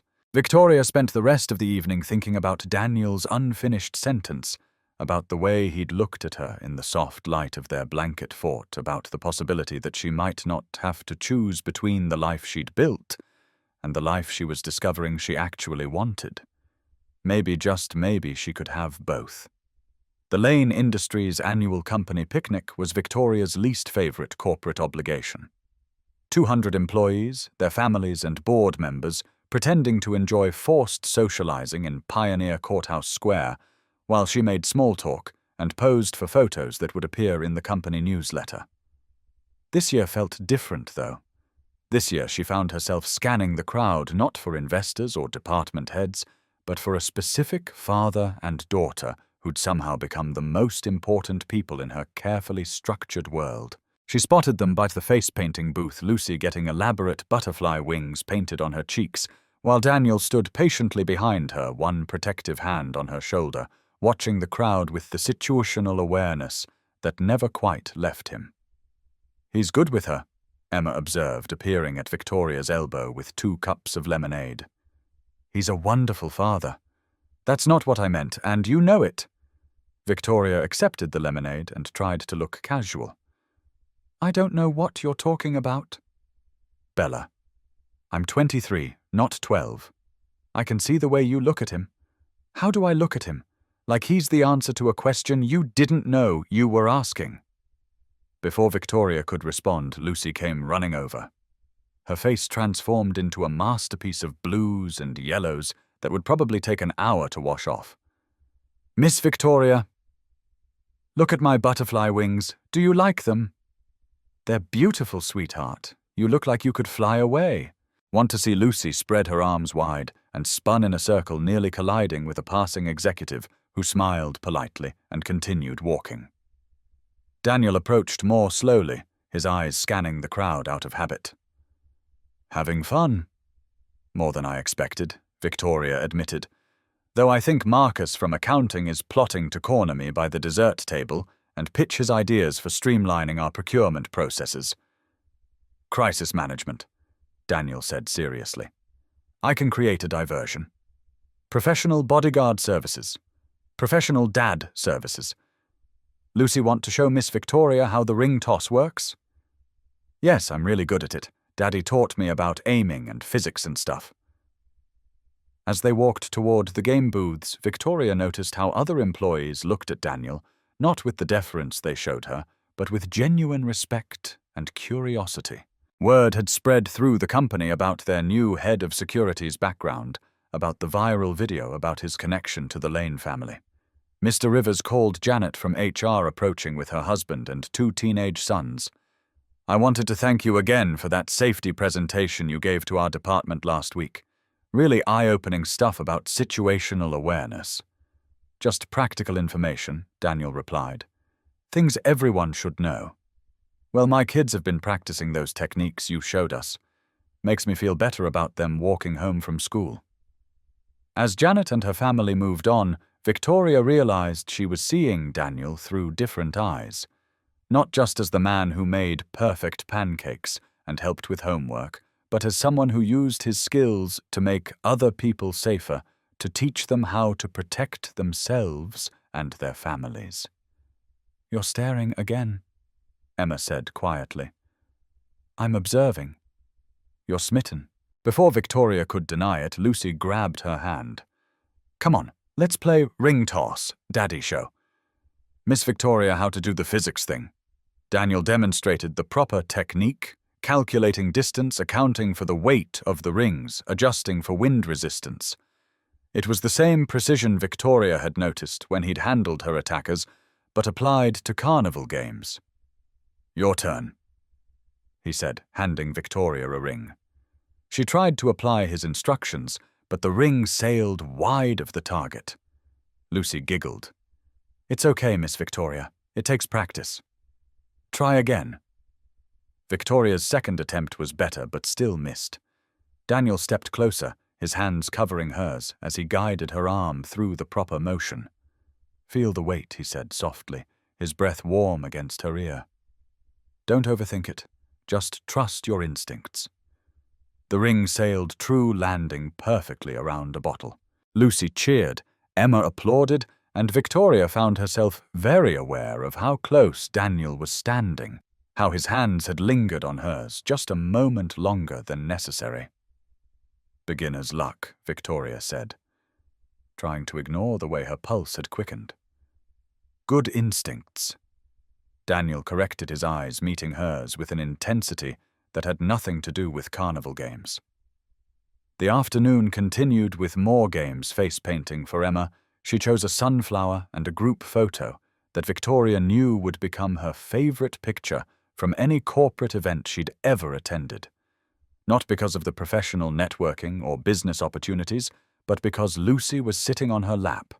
Daniel's arm was around her shoulders, and for the first time in years, she looked genuinely happy in a company photo. As the picnic wound down and families began collecting their things to head home, Victoria found herself reluctant to let the day end. Lucy had fallen asleep in her chair, exhausted from all the excitement, and Emma was helping other volunteers clean up game equipment. "Thank you for coming today," Victoria said to Daniel, as he gently lifted Lucy into his arms. "Thank you for inviting us. Lucy had a great time. What about you?" "I had a good time too. It was nice to see you outside the office." More relaxed.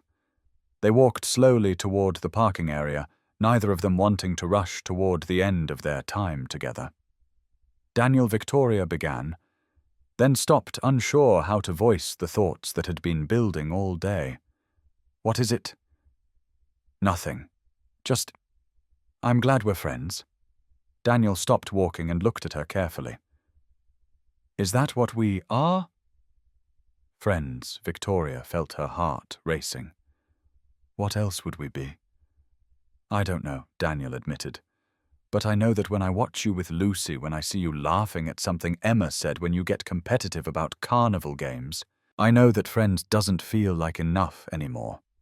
The words hung between them in the evening air, charged with months of growing feelings that neither of them had been willing to acknowledge.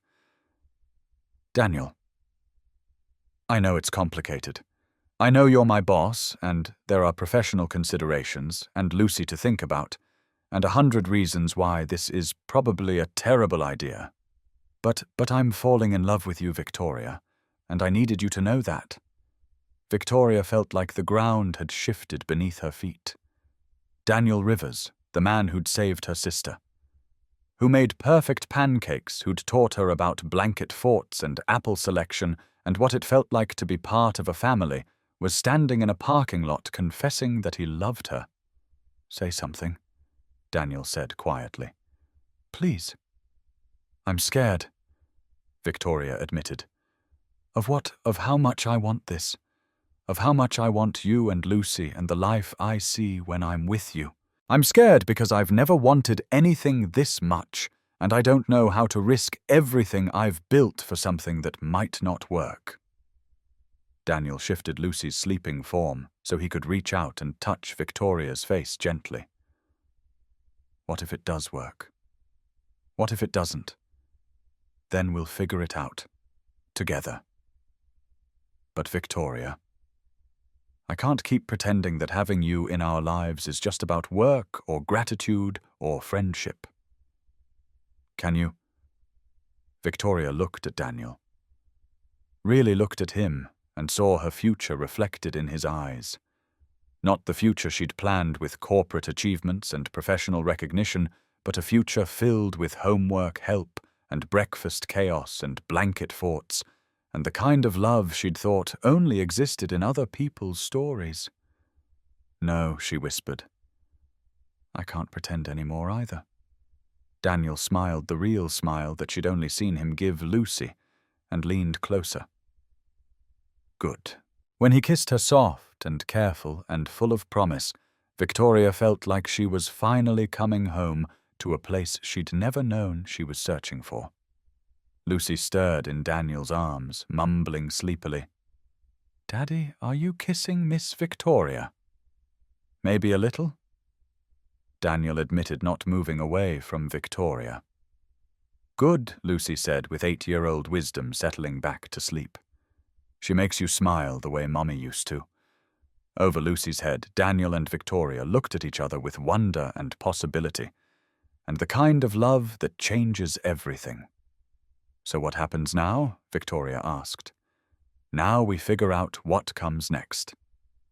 Together." Together, Victoria agreed and meant it. Victoria should have known their happiness couldn't last untouched.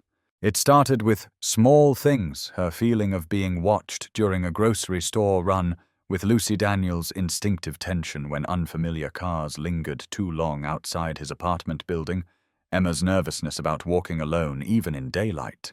They'd been so focused on building their unconventional family that they'd forgotten the original attackers had never been caught. The reminder came on a Tuesday afternoon when Emma called Victoria's office, her voice shaking with barely controlled panic. "Bella, they're here, the men from that night. They were waiting outside my dorm." Victoria's blood went cold. "Where are you now?" "Campus security office." "But they saw me, Bella. They know who I am." Victoria was already grabbing her keys, her mind racing through security protocols and escape routes. "Stay exactly where you are. I'm sending our security team and I'll be there in 15 minutes. But first she needed to call Daniel. He answered on the first ring. "Victoria." "What's wrong?" "The men who attacked Emma. They found her at college. Campus security has her, but Daniel, if they know where she goes to school, they know where we live." Daniel's voice had shifted into the calm, controlled tone she recognized from their professional meetings. The voice of someone calculating threat levels and response options. "I'm pulling Lucy out of school right now," Victoria said, already moving toward the elevator. "Meet me at the safe house." "What safe house?" "The one I had prepared 3 weeks ago when I realized this was a possibility." There was a brief pause. "You've been planning for this?" "Daniel, I've been planning for everything since the night I almost lost my sister. I'm not losing anyone else." The safe house was a modest apartment in the Pearl District, registered under one of Lane Industries' subsidiary companies, and equipped with the kind of security features that weren't obvious but were absolutely effective. Victoria had hoped they'd never need it.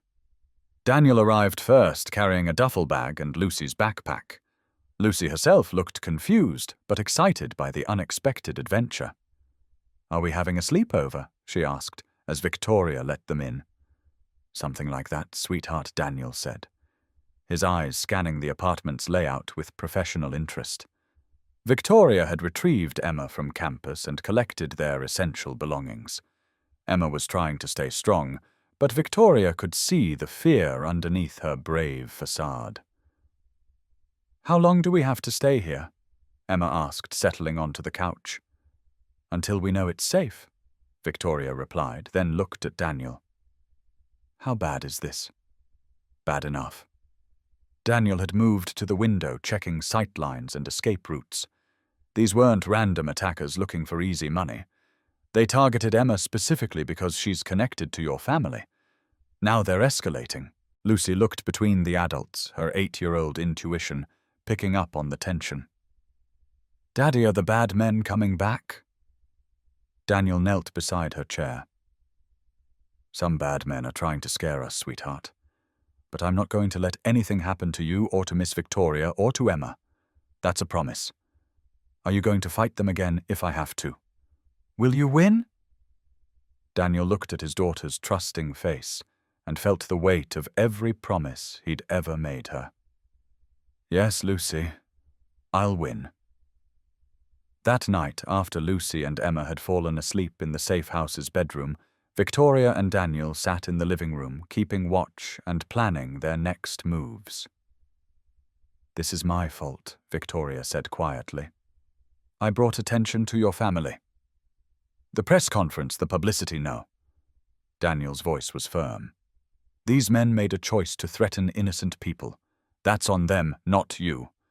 But Lucy is my responsibility. And protecting her means protecting all of you because you're all family now. Victoria looked at him in the dim light of the apartment. When did that happen? When did we become family? For me, the first time I watched you help Lucy with her homework. The moment I realized you weren't just visiting our lives, you were becoming part of them. And now I've put everyone in danger. No, Victoria. Now we face the danger together, as a family should. The next morning brought news that changed everything. The police had identified the attackers and tracked them to a warehouse in southeast Portland. They were planning something bigger than harassment or intimidation. They've been watching Emma's schedule, mapping her routines, Detective Morrison told them during a secure phone call. But they've also been watching Lucy. Daniel's face went stone cold. What do you mean, photos of her school, her playground, your apartment building? These men are planning a kidnapping, Mr. Rivers. They want leverage against the Lane family. Victoria felt like she was drowning. How do we stop them? We don't, Daniel said quietly. I do. Daniel, no. We call in more police, more security, and give them more time to hurt someone. Daniel was already moving toward his duffel bag, pulling out equipment. Victoria recognized from his professional work. These men threatened my daughter. That ends now. You can't just, yes, I can. Daniel's voice carried the absolute certainty of someone who'd spent 15 years handling exactly these situations. This is what I do, Victoria. This is who I am when people I love are in danger. Lucy appeared in the living room doorway, rubbing sleepy eyes. Daddy, why are you putting on your serious clothes? Daniel looked down at himself. Without realizing it, he'd been assembling gear and weapons with the unconscious efficiency of long-practiced tactical vest communications equipment, the tools of a profession he'd thought he'd left behind. I have to go take care of something, sweetheart. The bad men are... Lucy walked over and hugged him fiercely. Be careful, Daddy. And remember that you're not just protecting us. We're protecting you, too. Daniel knelt to her level. What do you mean, we love you? So you have to come back safe, because we need you. Over Lucy's head, Daniel met Victoria's eyes. In them he saw everything he'd hoped for, and everything he was afraid of losing: love, family, a future worth fighting for. I'll come back, he promised. All of you are worth coming back for. As Daniel prepared to leave, Victoria caught his arm. Don't try to be a hero, Daniel. Just come home. I'm not trying to be a hero, Daniel replied, adjusting Rebecca's compass in his pocket one last time. I'm trying to be a father, and fathers protect their families. When the door closed behind him, Victoria was left with Emma and Lucy, and the terrible understanding that sometimes love means watching someone you care about walk into danger because it's the only way to keep everyone safe. All they could do now was wait and hope and trust that the man they loved would find a way to come home to them. The warehouse in southeast Portland looked abandoned from the outside, broken windows, graffiti-covered walls, the kind of building that urban decay had claimed years ago. But Daniel's trained eye caught the details that revealed otherwise fresh tire tracks in the gravel, subtle security cameras, the faint glow of lights through boards that weren't quite secure. Inside, two men who'd thought they could terrorize his family were about to learn what happened when predators targeted the wrong prey. Daniel moved through the shadows with the fluid precision of 15 years training, every step calculated, every sense alert. These weren't random criminals anymore. They'd evolved into something more dangerous, more organized. The police surveillance had revealed their plan. Kidnap Emma or Lucy, use them as leverage against Victoria demand money and safe passage out of the city. They'd made it personal when they'd threatened Lucy. Now it was going to end. "You sure he'll come?" Gold Chain's voice echoed from somewhere in the warehouse's interior. "Course he'll come missing," Teeth replied. "Hero types can't help themselves. Besides, we got his kid's school schedule, his girlfriend's work routine. He shows up or everyone he cares about gets hurt. What if he brings cops? Then we disappear and hit them when they're not expecting it. But my money says he comes alone. These military hero types think they can handle everything themselves." Daniel smiled grimly in the darkness. They weren't entirely wrong. He'd been moving through the warehouse for 10 minutes, mapping the space, identifying exits, locating his targets. The building was larger than it appeared from outside, multiple levels connecting corridors, plenty of places to hide or escape if things went wrong. But Daniel wasn't planning to hide. His phone buzzed with a text from Victoria Police, "Are 5 minutes out. Don't do anything dangerous until backup arrives." Daniel typed back, "Taking care of the problem now.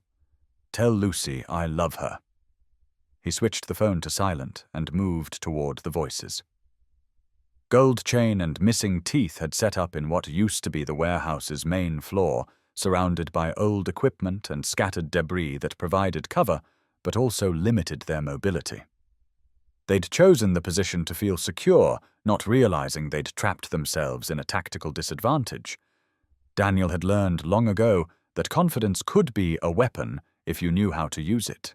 "Gentlemen," he called out, stepping into the open space where they could see him clearly. "You wanted to talk. Let's talk." Both men spun toward his voice weapons, appearing in their hands with practiced speed. "Well, well," Gold Chain grinned. "Construction Batman decides to show up after all." "Come to surrender," Missing Teeth added. "Smart choice. Makes this easier for everyone." Daniel stood perfectly still in the center of the space. Hands visible, no apparent weapons, every inch the concerned father they expected him to be. "What do you want?" "What we wanted 3 weeks ago before you decided to play hero. Money. Lots of it. Your girlfriend's loaded right. Lane Industries CEO. She's got resources," Daniel admitted. "Good. Here's how this works. You call her, tell her to transfer $2 million to an account we specify, and we forget this whole thing ever happened. And if she doesn't?" Missing Teeth's smile was ugly. "We know where your daughter goes to school. Sweet little girl walks the same route every day." Daniel felt something cold and focused settle in his chest. The feeling he'd spent 3 years trying to suppress, the state of mind that had made him valuable to people who needed absolute protection. "You made a mistake," he said quietly. "What mistake? You threatened my daughter." Daniel moved. The broken piece of warehouse equipment behind him, a metal support beam he'd loosened while moving through the shadows, came away in his hands with 15 pounds of perfectly balanced steel. Gold Chain's gun was rising to fire when the beam struck his wrist, the bone snapping with an audible crack. Missing Teeth was faster, more experienced, already adjusting his aim to compensate for Daniel's speed. But Daniel had spent years fighting men who were faster, more experienced, and better armed. The difference was that Daniel was fighting for Lucy's safety, and men fighting for family didn't lose. He rolled left as missing teeth fired using the warehouse's scattered debris as cover, letting his opponent's aggression work against them. Gold Chain was screaming, clutching his broken wrist, his gun somewhere in the darkness. Missing Teeth was firing wildly, trying to track a target who moved like smoke between the shadows. "You can't hide forever," Hero, Missing Teeth, shouted. "Come out and face me like a man." Hiding. Daniel's voice came from a different direction than expected. "Who's hiding?" The tackle came from behind Daniel, emerging from concealment with the sudden violence of a striking snake. Missing Teeth was bigger, stronger, but Daniel had leverage and momentum and 3 years of suppressed protective rage. The fight lasted less than 30 seconds. When police sirens finally wailed into the warehouse district, they found 2 unconscious men zip-tied with improvised restraints, their weapons secured, and Daniel sitting calmly beside them, Rebecca's compass in his hands. Mr. Rivers' Detective Morrison approached carefully. "Everything all right here? Everything's fine, Detective.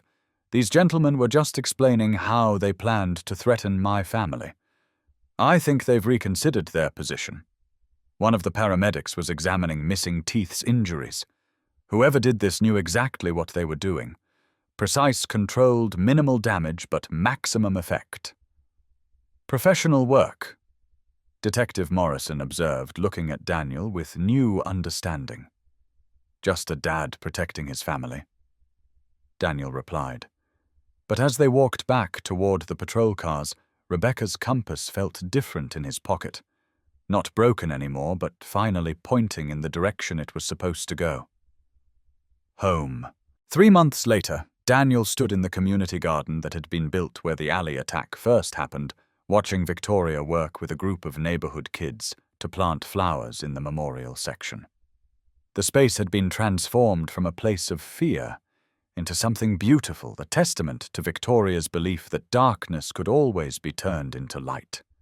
Lucy was leading the flower planting operation with the serious dedication she brought to all important projects, instructing 8-year-olds and board members with equal authority. "Miss Victoria, the marigolds have to go in the front because they're shorter," Lucy explained patiently. "You can't put tall flowers in front of short flowers because then nobody can see the short ones." "That makes perfect sense," Victoria agreed solemnly. "What about these roses? Roses are tricky. They're pretty, but they have thorns, so they need to go somewhere safe, where little kids won't get poked." Emma, who'd been documenting the garden project for Lane Industries' community outreach program, lowered her camera and grinned. "Lucy should be a landscape architect. Lucy should be whatever she wants to be," Victoria said, brushing dirt from her hands. "She's got the planning skills for it." Daniel watched this interaction with the kind of contentment he'd never expected to feel again, the sense of being part of something larger than himself, something good and growing and full of hope. Rebecca's compass sat in his pocket, fully repaired now, thanks to a watchmaker who'd carefully restored its original precision. The needle pointed steadily north, no longer spinning wildly in search of direction. It was time. "Lucy," Daniel called. "Can you come here for a minute?" Lucy bounded over, her hands covered in potting soil and her face bright with excitement. "Are we ready for the surprise now? You remember what we talked about?" "Yep, I have the speech all memorized and everything." Emma looked between father and daughter suspiciously. "What speech?" Victoria was still kneeling by the flower bed, focused on getting the spacing right for the marigolds. "What's going on?" Lucy took a deep breath and launched into the most important presentation of her 8-year-old life. "Miss Victoria, Daddy and I have been talking, and we decided that our family isn't quite complete yet. We love Emma, and we love you, and we think you love us too, even though sometimes you still try to do everything by yourself because you forget that families help each other." Victoria stood slowly, a smile beginning to tug at the corners of her mouth. "Lucy, what are you saying?" "I'm saying that Daddy wants to ask you something very important, and I helped him pick out the ring, and we both think you should say yes because we're already family anyway. We just need to make it official." Daniel stepped forward, pulling the small velvet box from his jacket pocket. She pretty much covered the main points. "Daniel?" Victoria's voice was soft with wonder. "Victoria Lane, you came into our lives because of tragedy, but you stayed because of love. You taught me that heroes don't always fight with weapons. Sometimes they fight with kindness and patience, and the courage to let people into your life, even when it's scary." He dropped to one knee in the garden they'd built together, surrounded by flowers and friends, and the kind of community he'd never thought he wanted to be part of. "You gave me my direction back. You gave Lucy an expanded family. You turned a broken compass into something that points toward home." He opened the box, revealing a simple, elegant ring that caught the afternoon sunlight. "Will you marry me? Will you marry us?" Lucy corrected. "Because if you marry Daddy, you get me too." "It's a package deal." Victoria laughed through tears she didn't realize had started falling. "A package deal. The best kind," Emma said, appearing at Victoria's shoulder with her camera ready. "The kind where you get everything you never knew you wanted." Victoria looked at Daniel kneeling in the dirt with hope and love written across his face. She looked at Lucy, practically vibrating with excitement and ready to burst if Victoria didn't answer soon. She looked at Emma, her sister who'd found her own kind of family in this unlikely group. "Yes," she said simply. "Yes to all of it. Yes to the package deal. Yes to the family. Yes to whatever comes next, as long as we face it together." Daniel slipped the ring onto her finger, stood and kissed her, while Lucy cheered and Emma took pictures, and the small crowd of volunteers applauded. "We're really getting married?" Victoria asked, still a little stunned by how right this felt. "We're already married," Daniel corrected.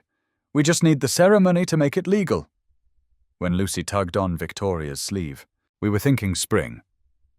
After the flowers we planted today bloom, that way the garden can be part of the wedding." Victoria looked around at the space they'd created together. Beauty growing from a place that had once been frightening. Community flourishing where fear had tried to take root. "Perfect," she said. "Absolutely perfect." As they walked home together, Daniel and Victoria, Lucy and Emma.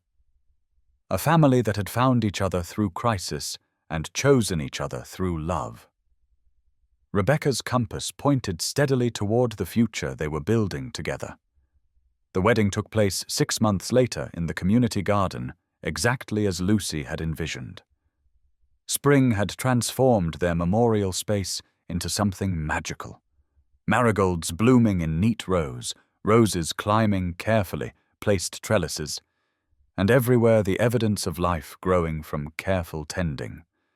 Victoria wore a simple white dress that Lucy had helped choose. It has to be pretty, but also good for hugging had been her main criteria. Daniel wore his dress uniform for the first time in years, the medals and decorations a reminder of the man he'd been before becoming the man he was now. Lucy served as flower girl, taking her responsibilities so seriously that she counted her steps and made sure each handful of petals was distributed with mathematical precision. Emma stood as maid of honor, tears streaming down her face as she watched her sister marry the man who'd saved both their lives in different ways. The guest list was small, but meaningful. Daniel's former military colleagues, Victoria's board members who'd become genuine friends, teachers from Lucy's school, neighbors from Daniel's apartment building, construction workers who'd known him as just another guy trying to make an honest living. "Dearly beloved," the officiant began, but Lucy interrupted immediately. "Excuse me," she said politely. "Before we start the wedding part, I have something to say." Victoria and Daniel exchanged glances. They'd planned for Lucy to speak, but not quite this early in the proceedings. "Go ahead, sweetheart," Daniel encouraged. Lucy turned to face the assembled guests with the confidence of someone who'd been practicing this speech for months. "Hi, everyone. Thank you for coming to watch my daddy marry Miss Victoria so she can officially be my family. I know some people think it's weird that a construction worker married a CEO, but I think it makes perfect sense." She paused dramatically, the way she'd seen people do in movies. "See, my daddy is really good at building things.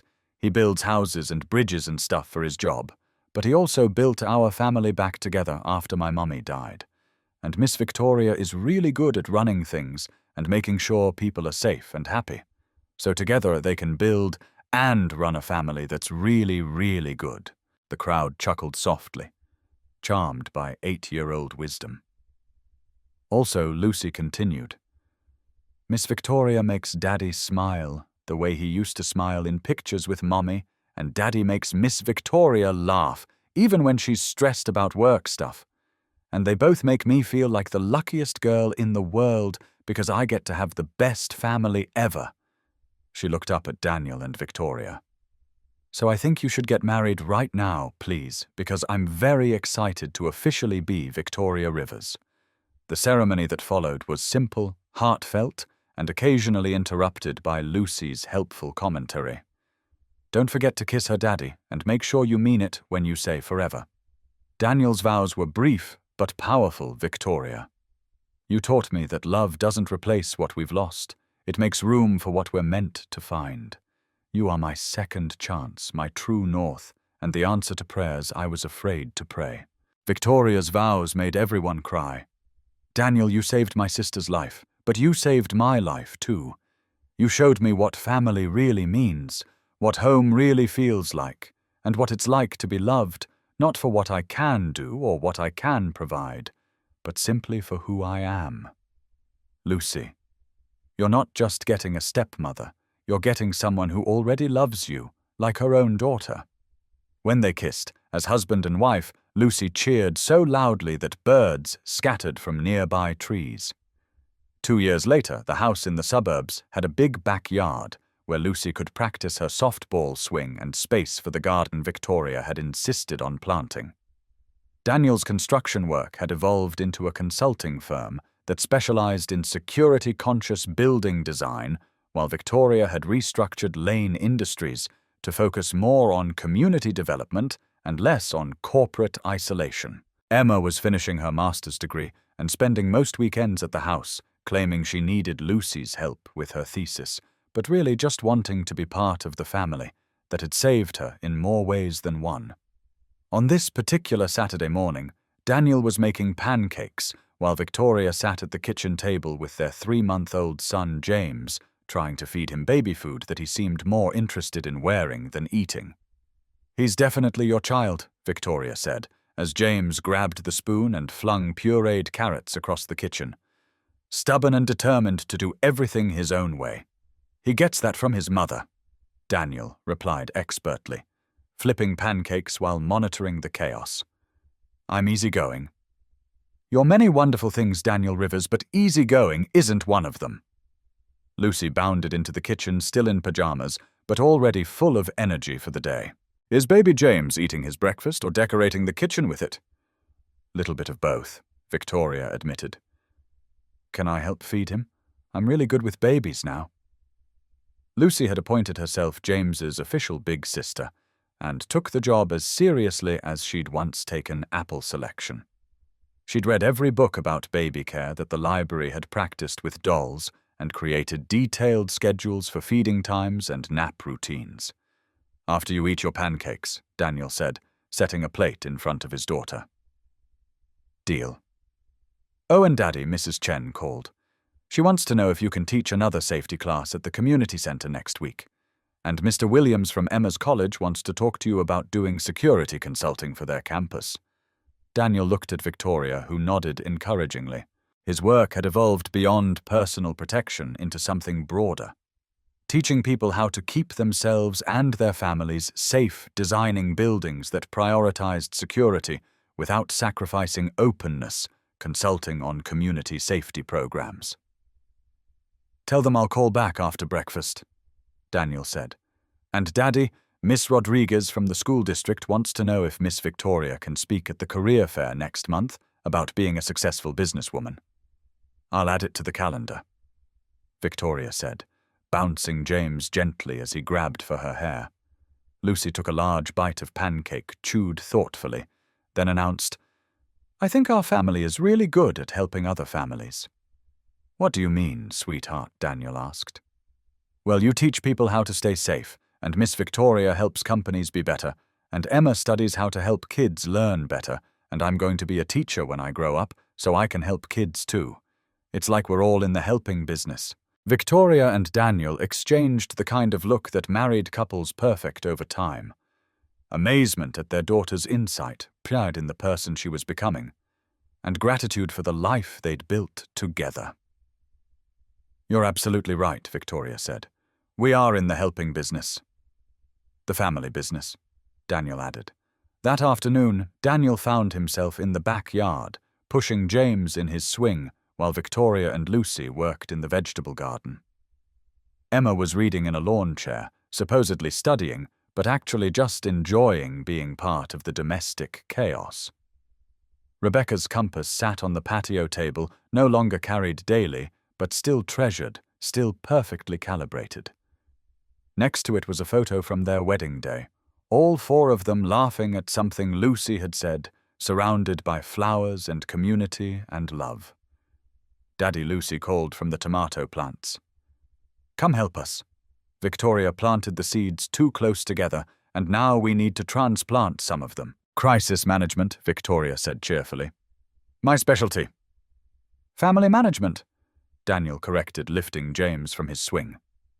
"Our specialty." As the sun set over their suburban neighborhood, the Rivers family gathered around their patio table for dinner. Daniel and Victoria, Lucy and Emma. Baby James, in his high chair, surveying his kingdom with the satisfaction of someone who was exactly where he belonged. "Before we eat," Lucy announced, "I want to say something." "Of course you do," Emma laughed. "What is it this time?" Lucy looked around the table at all the faces she loved most in the world. "I just want everyone to know that even though our family is kind of weird, we have a daddy who used to be a soldier, but became a construction worker, but then became a security expert, and a Victoria, who was a scary CEO, but learned how to make pancakes and plant gardens, and an Emma who almost got hurt but didn't, and now helps other people learn stuff, and a baby brother who thinks carrots are hat decorations. Even though we're weird, we're perfect." She paused for breath. "And I think Mommy would be really happy that Daddy found Victoria, and that I got to have such a good family." Daniel felt tears prick his eyes. "I think she would be too, sweetheart." "She definitely would be," Victoria added softly. As they held hands around the table, this family that had found each other through crisis and chosen each other through love, Daniel thought about the path that had led them here, the broken compass that had pointed him toward Rebecca, the tragedy that had brought him home, the moment of choice in a dark alley that had changed everything. Heroes he'd learned didn't wear capes or seek glory. They just showed up when someone whispered help.